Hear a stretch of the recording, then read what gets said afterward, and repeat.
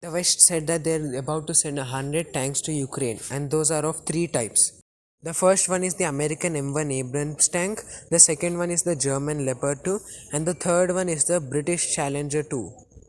The Ukrainians cannot use the M1 Abrams and the Challenger 2 because it lacks the means necessary. The M1 Abrams, unlike using a diesel engine like most tanks in the world would, it uses a gas turbine engine, which is a different fuel than diesel. It means that Ukraine and America even can't share the same fuel.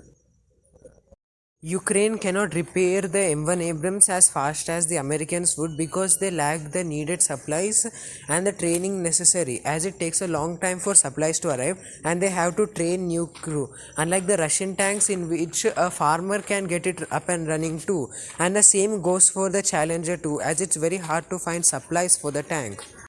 The Ukrainians say that they can use the Leopard 2 tank as it's very easy to repair, as there's parts and supplies in neighboring countries, and the mechanics say they can get the tank up and running too. So how is Russia going to counter this new threat in Ukraine? Well, Russia is going to use the same strategy it used in World War II of putting more inferior tanks in front of superior tanks in order to overwhelm or outsupply them. Russia has the largest tank force in the world, so no matter how many tanks it loses, it has still more tanks to replace them. And if it runs out of modern era tanks, it can still use its World War II or Cold War era tanks, as they are plentiful in numbers and they can be up and running or repaired easily.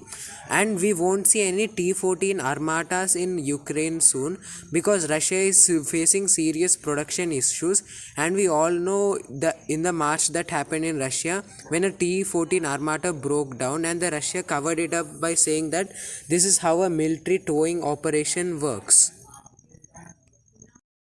Russia has faced horrific losses in Ukraine and has lost the first round of this war. But still, Russia hasn't lost the war. It will continue fighting. Russia still has the largest tank forces in the world, and it can put as much firepower as it wants. And don't even talk about Russia's natural gas economy, which can fund the war for as much long as it wants. So Russia's strategy is to outlast their enemies.